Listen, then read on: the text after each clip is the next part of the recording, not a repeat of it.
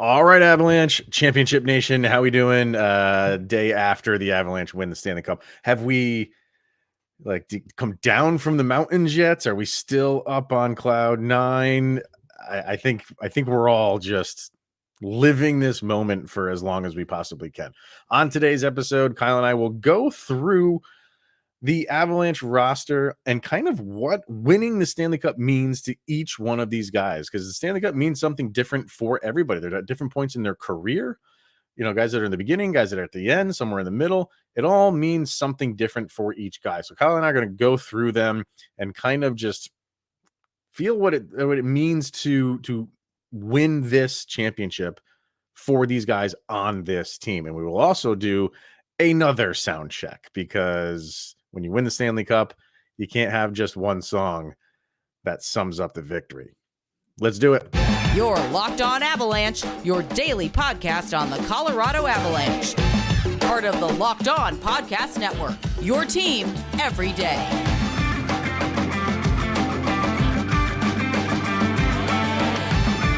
What's going on, champions? Welcome to the Locked On Avalanche podcast, part of the Locked On Podcast Network, your team every day. I am your host, Chris Maselli. With me, as always, Mr. Shaggy Von Doom, Kyle Sullivan. Thank you for making this your first listen of the day. That is always appreciated. Don't forget to follow the show on social media outlets, LOPN_Avalanche on Twitter, Locked On Avalanche on Instagram. Questions, comments, no concerns, opinions to lockedonavalanche@gmail.com, and follow our show over on YouTube. Hit subscribe, get notified when a new show goes live. All right, it is Avalanche Championship Day +1, and you just had to walk around with a smile on your face. Yeah. You had to feel so good. It's like this is what it's like winning the Stanley Cup. This is great. This was one of those days that everything I did, I said I slept like a champ, I ate like a champ. Like, you just walk around with that swagger. Like, Yeah. I've walked around with the kids. We did our own Stanley Cup parade. I love that. By the way, what did you make those out of? What are the Stanley Cups that you made? Foam bowls, foam Yeah. cups, and poster board with gray spray paint. I love it. And you just walked up and down your street. Yep, walked Holding up and down cups the over your- blocks. We had signs. We were playing all the small things. We all had hockey sticks. A couple Flyers fans around here and some Penguins fans. Did anybody They come out waved and and laughed? greet you? Yeah. Yeah, they're like, "Hey, I remember that. Enjoy it while you got it." So, Oh, that's fantastic. Yeah, if you haven't seen it, Kyle's got it up on his Twitter. I think you put it up on everything. Twitter right? and Instagram, yeah. Yeah. Check it out. So clever idea. Absolutely love it. But yeah, man, like you just nothing was going to oh, there's my dog, by the way. Yeah, she's happy too. Nothing was going to deter you from being in a good mood. You know, you had sometimes I will interact with the an opposing fan base, and I saw a couple comments from St. Louis Blues fans, of all people. Can they go away? And I let them go. I let it go. Like, I'm like, you're not going to rain on this parade. You can't.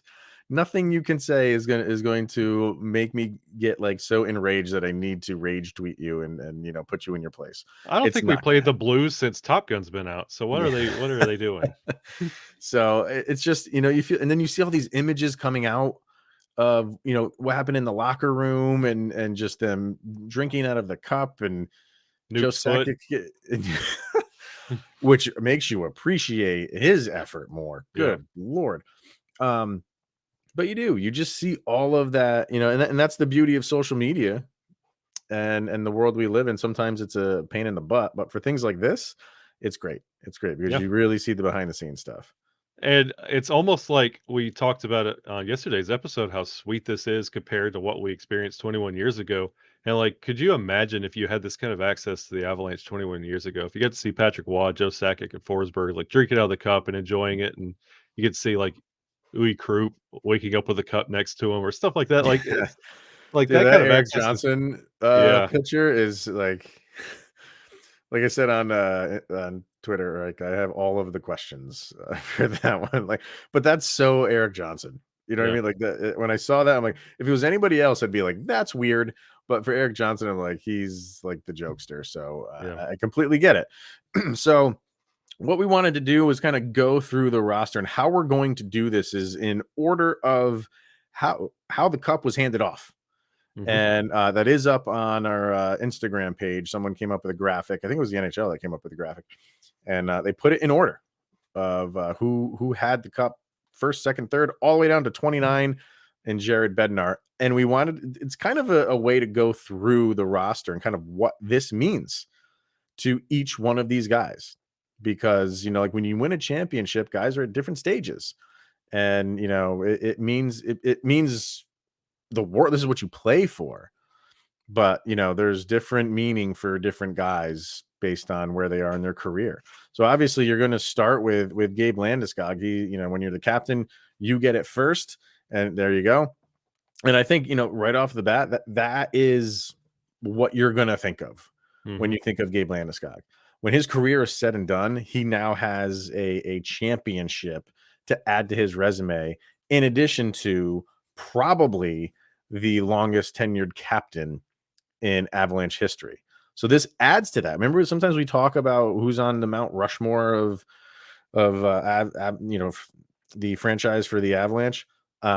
When you have those things, like he's not going to win a Hart Trophy or any like a Rocket Richard or No. anything like that, but that's not what gets you on your team's Mount Rushmore. It's grit. It's what you mean to this team. It's Yep. being a captain for maybe 18 years, and it's winning maybe multiple Stanley Cups. Yeah, absolutely. And like when that cup was won and you see the order of things and how the cup was handed off, like you're thinking about those names. We did in the offseason, we talked about that Mount Rushmore of like Avalanche players. There is now a clear divide in Avalanche history. Mhm. Everyone in that valley, it's over. Like there is no Mount Rushmore talk for you. There's a clear separation of the eras, and it Yeah. begins here. Mm. And with this team and everyone that we're about to mention on how this cup, how much it means to them, because the past is the past. This is the new Colorado Avalanche. Right. So yeah, so like from here on out, like you're just going to be plugging all these things into the resume. Yep. So, and then from there it goes to Erik Johnson. And what can you say? Mhm. Just a fan favorite since he got here, the number one overall pick. And there's so much that comes with being the number one overall pick. Um, I don't, I think it's comfortable to say he hasn't lived up to a number one pick status, but he's been a solid hockey player for the Yeah. duration of his time. And that's who everybody wanted to see get it. You know what I mean? Like Yep. that was the um I don't know, like if you didn't have a rooting interest, but you knew, Erik Johnson was that one guy. It's almost like the John Elway. Yeah. You know what I mean? That's what you wanted to see him get it, and he finally did. And the reaction that I've watched that reaction video of him so many times yesterday, it's just great. That's something's going to live forever. And not just the reaction of him getting the cup, the reaction of him, he's literally the only one in the arena and he's just skating. I don't know if you saw that video. I did. What do you read into that? This is it. Yeah, This is I like think when you heard him talk in the post game about even considering retiring last year during the Seattle Kraken expansion draft. Like that was the last lap for EJ. And I think so. I this mean, was what a way to go. Well, you know what I mean. You exactly. don't need to do anything else. This is the pinnacle of your career. Um, And for the Avalanche, they'll save $6 million off the cap if he Hey, retires. but Um, bye, so, EJ, bye. but that's I think that's a perfect way to go. And he'll Yeah. soak this up for a few weeks, and then maybe we'll get an answer to that. But I think when I saw that image, I was like, oh, that's Yeah, poetic. it's He could be on his way out, and I'd be okay with that. Put a mhm. bow on that career. Then it goes to Andrew Cagliano. Maybe a little bit Everyone's of a favorite. surprise, yeah, but going to number 3. But I think that was another you know, uh, career defining moment for him. Just some guy that's been here for, or not here in, Avalanche land, but in the league for a while, and he finally got one. So you have to respect that. Yeah, I almost when I saw Cagliano, I just was like, "Is Kale Mccarr doing an interview somewhere? Like, where is Somebody like?" said that in the comments, and I don't know if he actually. I There's can't imagine he was doing a interview immediately after winning the Conn Smythe and not being there for. Maybe he passed off the Conn Smythe, and then once Landeskog picked up the Stanley Cup, then he went to go do it. And it was just, I don't like, it felt like if somebody else was doing something, or like you just look up, EJ looks up and there's Cagliano, here you go. Like it, I was like, okay, sure. You played a long time, yeah, but okay, cool. yeah, That but it was it's cool. a head scratcher, Yeah, but but it was all right. I mean, everybody loves that guy. You know what I mean? That's one of the, everybody wants to talk about Josh Manson and Arturi Lehkonen, and yeah, those were massive gets. But the Andrew Cogliano trade, if you, I would almost venture to guess, if you asked the team what was maybe the biggest move, I think for a team they might say that, because that's depth, and he's well liked in the locker room. He's almost a PR Edouard Bellemare move. Yeah, I would say even he's better than Bellemare. Yeah, he's like, he's a locker room guy, a little bit more production out of Cagliano than Bellemare, but that's what you would equate that move to. Yeah. And then next you go to Nathan MacKinnon, and what I mean, things like this are what is going to define this guy and where he stands all time. You need championships to do that. You need awards to do that. You need your all-star games to do that. And this is just, this is the big resume builder for Nathan MacKinnon. And it was nice to just see Nathan MacKinnon smile. He even did a intermission interview in between the second and the third, and he was just deadpan. And he was just like, no, we still got 20. Like, we're not celebrating. We're not doing anything. We just got to go to work. And then just to see him let loose a little bit was great. And the thing that I haven't heard anybody mention yet, which is, it's the biggest part of Nathan MacKinnon getting the cup, he now has separation on McDavid. Well, and we talked about this many times. If he gets a Stanley Cup first, is he now considered the best in the league? And we talked about that a couple years ago. I don't know if because I feel like the Avs got so many, like we didn't expect the emergence of Kale McCarr to kind of be in that mix. So I don't know. It's your get out the argument free card. What is? Nathan MacKinnon's got a Stanley Cup, and then you're like, well, you can't fight that. Oh, I see what you're saying. Okay, yeah. Like the debate comes up, he's got a Stanley Cup. It's going to be a couple years before McDavid's even thinking about that. So yeah, we'll see. But it is a good. Now you can have that debate, like you said. You can throw that in there. There's your trump card. So, but yeah, I mean, for him, it's like you're saying, it's huge for all these guys. For him, it's huge because at the end of his career, people are going to be lining up his awards. How many championships does he have? This is one of hopefully many. Let's get one more in before the break, but we'll go with Jack Johnson, who was next. Another guy that's just been around. Yep. Been, he's a workhorse. And just that he was signed at the beginning of the season on a tryout basis and stayed with this team for the duration of it. That's a great achievement for him. And he's another one I think is going to walk into the sunset, or ride into the sunset, along with Erik Johnson. I think the Johnson and Johnson boys call it a career after this one, if you ask me. Both of them will be wheeled out of there. They're not walking anywhere. Yeah, that definitely, you feel like JJ's on his way out. So see you later, banana pancakes. Great career. Yeah, you feel good for him. Good for him. All right.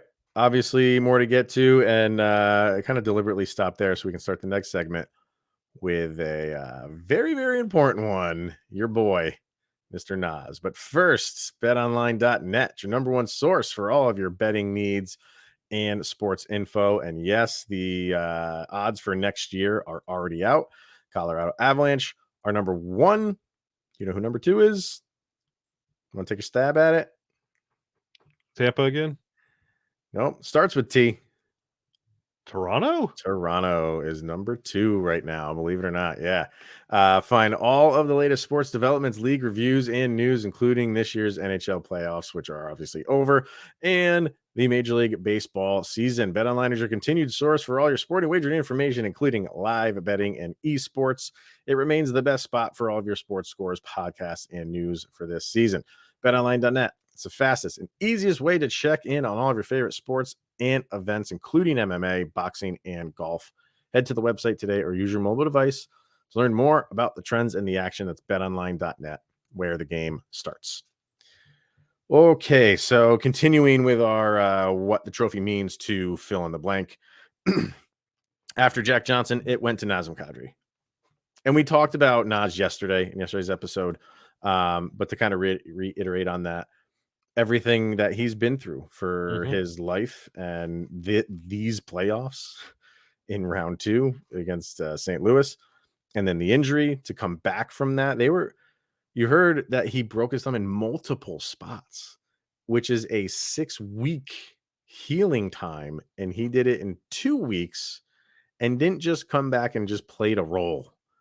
Came back and took his spot back on the second line. You have the overtime winner. In the overtime winner, the first game he came back. If you're lining up the guys who you feel good about to win this, and you had said yesterday, I think you have Erik Johnson at number 1, and I think you have Nazem Kadri at number 2. And this is like, I mean, everything I say, everybody's gonna be like, "Here's Nas Stan rattling off his Nas love," but I mean, goodness, like it's everything he went through in Toronto. Like, I mean, death threats. It's enough to make anybody want to just walk away from the game. And like for that whole career, for everything he's endured, that bad guy like stigma that he's had for years, he's got a cup. Jumbo Joe doesn't. Like there's so many names out there that he's like equated to, that he now has that additional step up, and it couldn't go to a nicer, like more deserving guy. Yeah.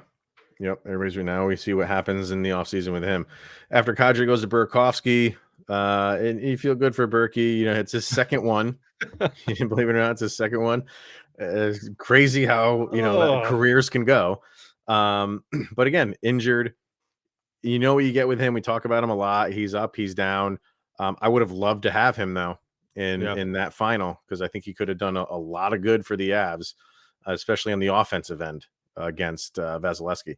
But he was after Kadri. So yeah, and just one of those guys that you again, another one that you feel good for. I feel like I'm going to say that a ton, but he's this generation's Tyson Barrie. Good guy off the ice. He's funny, great smile, like he warms up the room. You just want to see a little bit more out of him. Yep. Next is Darcy Kemper. You know, how much did we talk about him in the postseason? And I think he feels so good to win this. You know, traded in when the Avalanche were traded from the Avalanche when they couldn't sign Grubauer. So it was like a scramble to get a goalie, and they pick a guy that wins a Stanley Cup. They give up that first round pick in this year's draft, and it was worth it. During the regular season, he had an excellent regular season.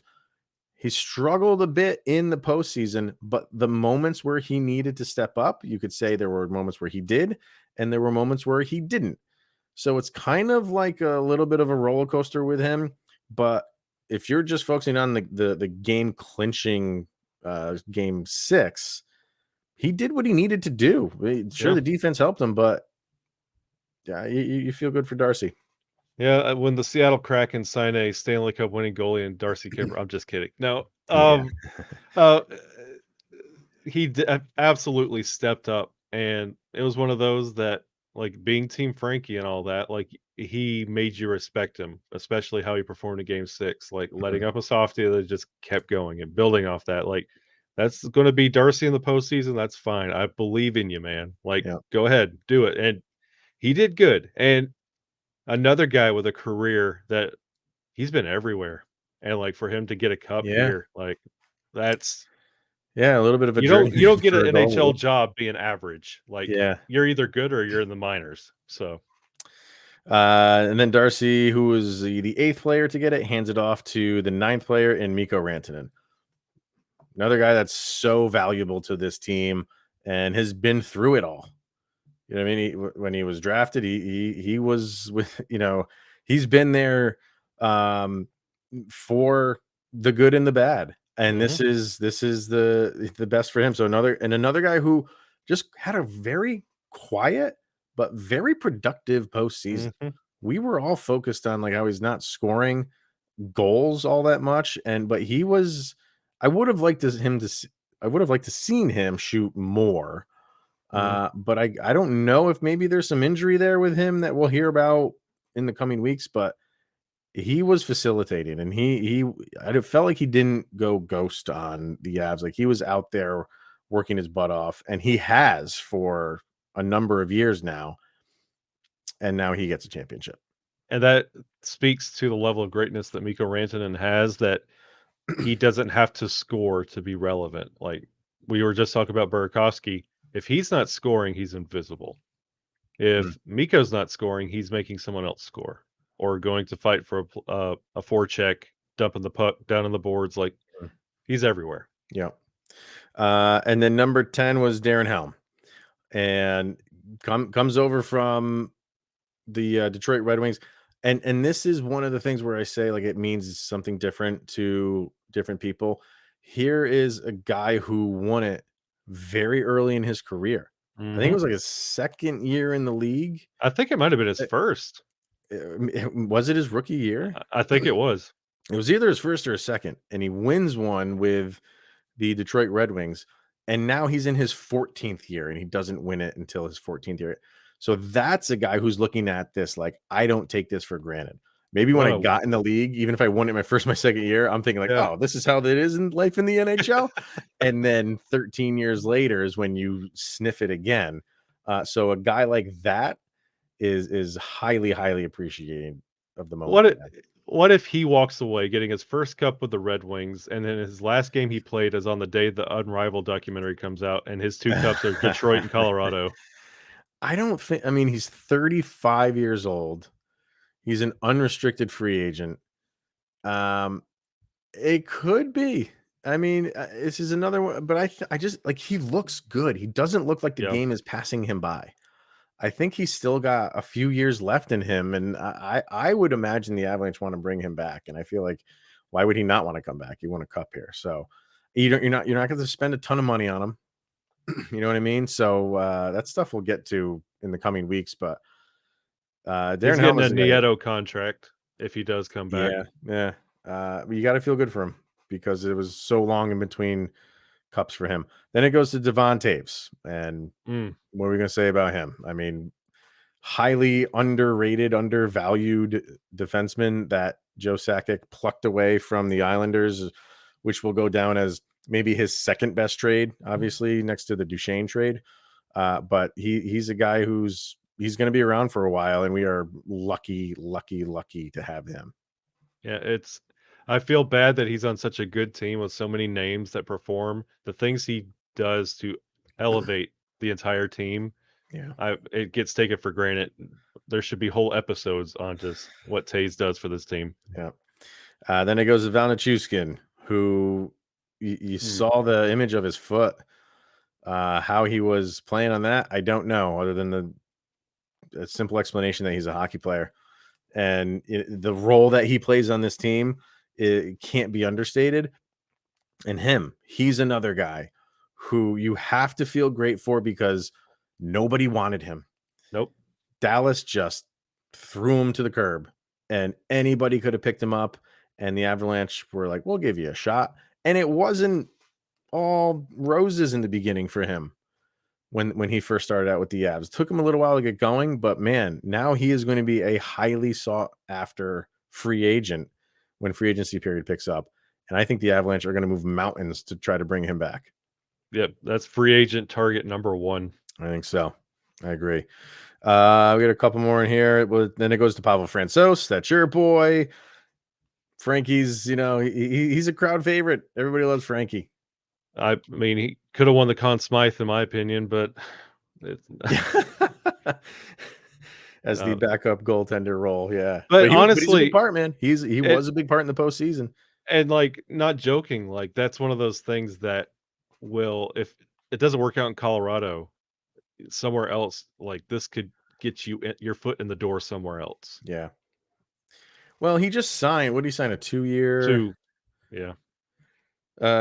So he's got next year and the year after that. So he's around for a couple more years, and by the time that contract is over, he'll be 34 years old. So, it's nice that he's not going anywhere, because I love having him as the backup. I do too. We'll see what happens with the starting role. That'll be another interesting storyline. All the way down to number 14 is where we get Kale Mccarr. And what else can we really say about Kale Mccarr? The dude is just achieving everything possible. You get a Norris, you get a Conn Smythe, and you get a Stanley Cup in a week of each other. That's an epic run for a guy that is going to be. We're talking about Nathan MacKinnon, where he's going to be on the list of greatest of all time. This dude's just getting started. That's scary. For a former Hobie Baker winner. And add that too, and rookie of the year. It's just, and then next year you're going to add a Hart Trophy to it. It's just, it's nonstop. He's awesome. Boy, he had a hard time getting through the airport. I'm telling you. All that hardware. And one more, JT Compher, another guy that's been there through it all. He's one of those guys that's always, or was always, like when the trade deadline's coming up, kind of that name that just gets thrown in there. Yep. Like he's a throwaway player for the Avs. Like, we'll get rid of him. Him and Tyson Jost were always in there of trade bait. And I kind of just get the feeling that he never was. Like, obviously Tyson Jost was, but I don't feel like JT Compher ever really was really fully on the trade block for Joe Sakic, because he knows he has value to this team. He has value in the depth lines.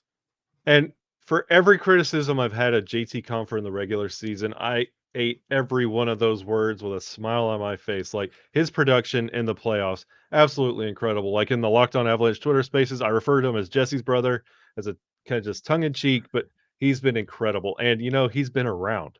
Like, he's been around a long time. Like, if you look back on former teams and that terrible season, he's still there. Like, so we want to say, look at Gabe, look at Nate, look at EJ. They stuck it out with us. So is JT Compher. Absolutely. Give the man his roses. Absolutely. All right. Before we run down the last batch here, we did want to do another sound check. So we did yesterday's, and it was kind of just, you knew it was going to be Blink 182, all the small things. That was both of our picks. We want to do version 2.0 of this. And if you're new to the show, we always do we call it the LOPN Sound Check, where we pick a song that summarizes the action of the most recent game. In this case, it is version 2 of the Stanley Cup clinching game in Tampa. You can follow this playlist. It's over on Spotify. Just search LOPN Sound Check, and you have a 9 to 10 hour playlist going right now, which you can enjoy at your leisure. So what is your personal selection for the clinching game, sir? Everybody knows me as a huge metalhead, kind of like punk kind of guy. Mm-hmm. Let me throw you a little curveball here. Ooh, all right. Reporter's clock, producer's jock. They want to be down with the king. Down with the king. Run DMC. Oh, man. That's a great one, man. Big Run DMC fan. Wow. I haven't listened to that song in a long time. I can't wait to add that one on there. Oh, yeah. Yeah, love it. And for me, everybody wants to throw out their Queen, like We Are the Champions. I can't do that because everybody's got it out there, and we know that's the championship song that everybody wants to put out there when a team wins it. I will take the champion word in mind, and there's a Alter Bridge song. Alter Bridge just feels like they're so good. They are excellent. Man, I just feel like they're so underrated. By the way, that's Creed without Scott Stapp. So. It is. So they have a song called My Champion, which that will be up there too. Fantastic song, just an uplifting song, man. Like, it really is. Why that doesn't get played more in arenas, I don't know. It's a good video too. Oh man, fantastic. So go check those out when you have some time. And I know I was talking to somebody that's driving from St. Louis to Denver for the parade. And I said, hey, man, I got a playlist for you, shockingly enough. So it's so good. Give it a shot. And it's great. Always fresh. Never hits a rut. Like the same kind of songs. Like it's always dude, the one, because I listen to it on shuffle. Yeah. And then the one that just throws me for a loop every time is when you threw out the Tina Turner. We don't need another hero. Yep. Like, it's such a good song, but I go from Slipknot to Tina Turner. I had that. I had the Slipknot song the other day with my kids in the car, and then it hit that "Kill the Beast" song from Beauty and the Beast, and I was like, "Oh yeah, Oh man. I remember that." Yeah, there's some fun curveballs thrown in there, which is fantastic. So give it a listen. All right, getting back to our handoff order and what this cup means to the different players on the Avalanche roster. Josh Manson at 16. Fantastic pickup, obviously. He's a guy I'd really like to see stick around. I Oh, I just would too. don't know if he's going to. I think he might be a little bit too rich for the Avs blood right now. I mean, if Erik Johnson retires and frees up some money, I know a lot of that money might go eventually to Nathan MacKinnon, but another guy that I think they want to bring back might not be in the cards. Regardless of that, fantastic pickup by Joe Sakic. Took him a couple games to really get acclimated to the system, but once he did, wow, great addition to that defensive core. And you wouldn't think it would be that hard to keep him. Like the move from Anaheim to Denver can't be that far. Like, No, and it looks like Manson enjoyed his time, especially like if you hear him talk about Kale McCarr and everything. Like, I would love to see him back next year. absolutely. And he goes from a traded player to another traded player in Arturi Lehkonen, and he Oh, has developed into one of my favorite players. I Just love Lekkonen. everybody says like this is an under the radar pickup, and maybe it is in the grand scheme of the hockey world, but we were sitting here like when that came across the newswire, I was like, oh my God, Yeah, what can't Joe Sakic do? I know. And he is he played fantastic for them in the short amount of time. I cannot wait to see him next year in a full year with the Avs. He's a restricted free agent, but they should sign him, no problem. Um, I cannot wait to see him do what he can do after an off season with the team, just being around them more. The camaraderie, is there going into training camp. Arturi Lehkonen is going to blow some people's minds next year outside of the walls of the Colorado Avalanche. And I hope they put Bo Byram on that line combo with Lekkonen because I feel like those two can work so well with each other. Well, but with a Byram? Yes. Like Byram Well, pushing up to Lekkonen. oh, so like a defensive like pairing. You're Because okay. Yeah, you will always have like Kale and Nate working together. Like this is yeah, like your great value Nathan MacKinnon and Kale McCarr on like line two to have right. Lekkonen and Bo working together. Oh, Yeah, it I could work. think that's exactly where you need to go with that second line. Yeah. So he's a traded player, and he goes to a third traded player to Nico Sturm. From the hated Minnesota Wild, a 1-for-1 deal for, crowd favorite Tyson Jost for Nico Sturm. But it was, I think, overall a good move. I think Tyson Jost had just worn out his welcome here. And with Sturm, you got a little bit bigger. You got really good on faceoffs. You got good on penalty kills. Um, I think a solid pickup, which again, who knows where he'll be because I'm pretty sure he's unrestricted as well. If I want to check that quickly. Yes, I he is. think yeah. Um, if he came here for a short amount of time and helped us win that cup, thank you for your service and we'll always be appreciative. But I liked him.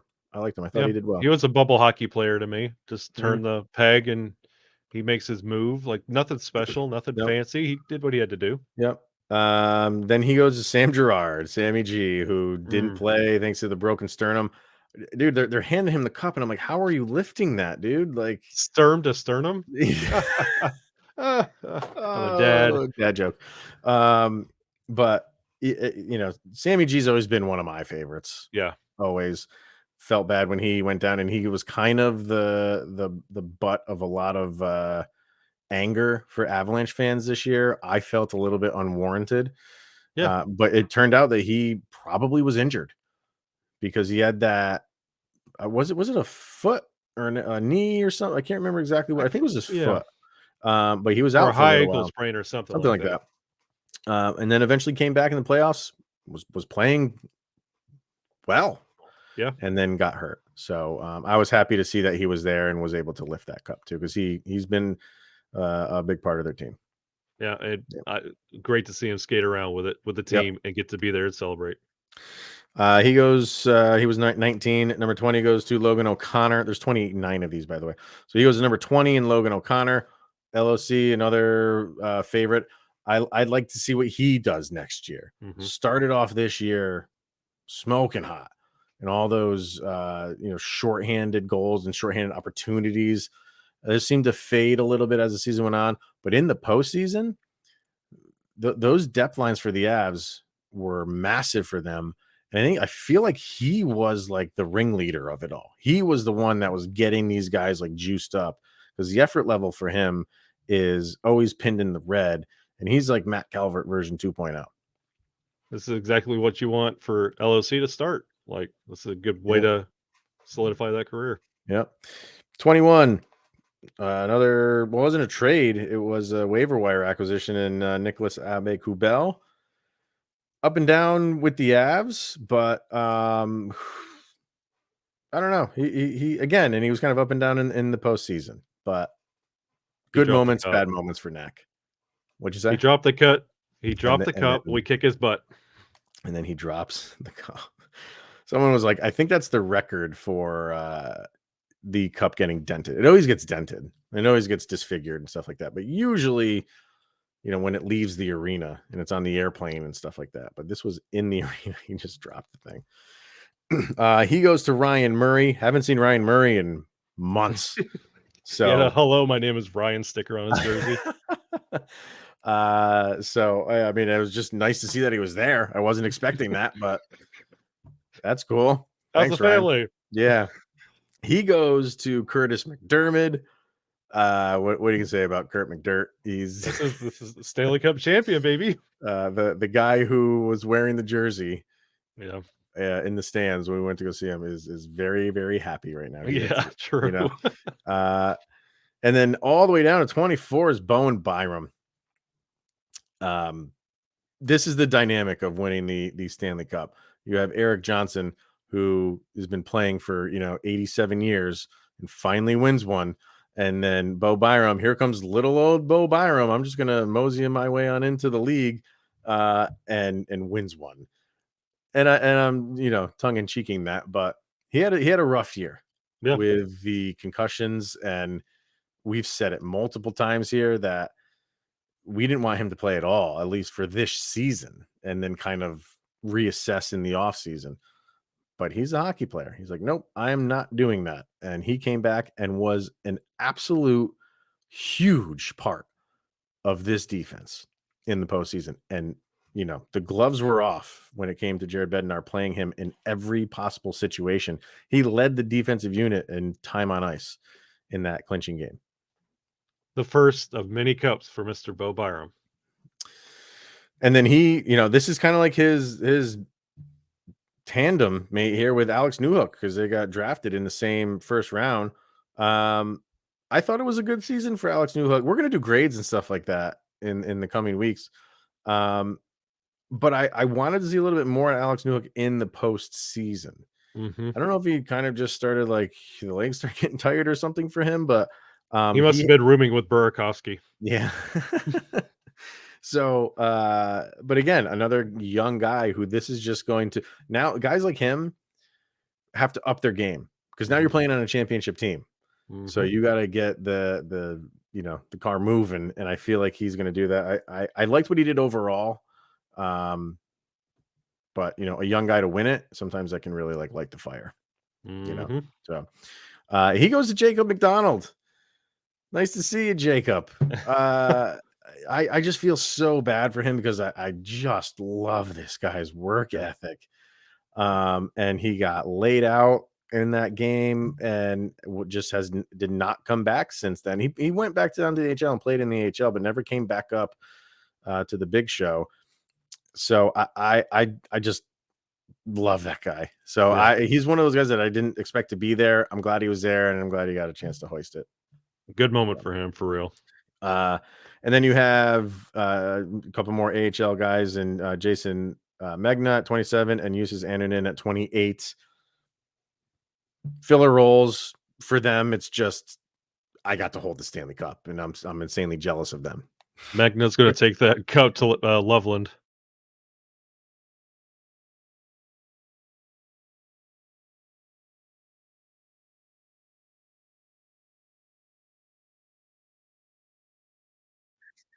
There we go. There you go. There we go. Jared Bednar was last but not least. And I didn't see it. I was listening to Elliot Friedman, and I guess he was interviewing Jared Bednar when the rest of the team brought it over to him to hand to him. And Elliot Friedman was like, you don't see that a lot. Usually it kind of just goes to like the suits, you know what I mean? And then it kind of trickles down to the coach.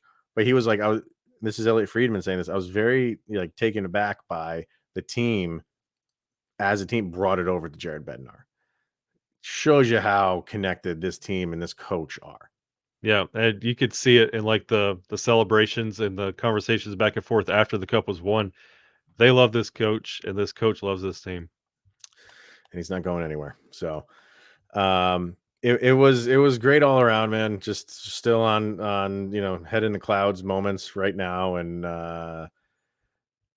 we'll feel this way for a little while.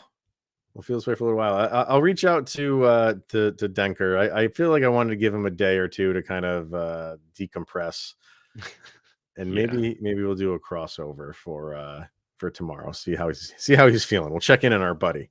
Hey Adam, you up? So let us know in the comments what takeaways you have from specific players who you feel this is a big moment for. It's obviously a big moment for all of them, but. Is it Erik Johnson? Is it Taves? Is it Darren Helm? Fire away in the comments. So that's going to wrap it up for today, everybody. It's always appreciated when you come in and make us your first listen of the day. And like I said, follow us on our social media channels. Comment away, like I said, in the YouTube comments, because those are fun. Like, man, you had your work cut out for you, dude. Bring it. I'm glad you took the day off to do that. Yeah. So... he's Mr. Shaggy Von Doom, Kyle Sullivan. I am Chris Maselli. This is the Locked On Avalanche podcast. Thanks for stopping by. We'll see you guys tomorrow.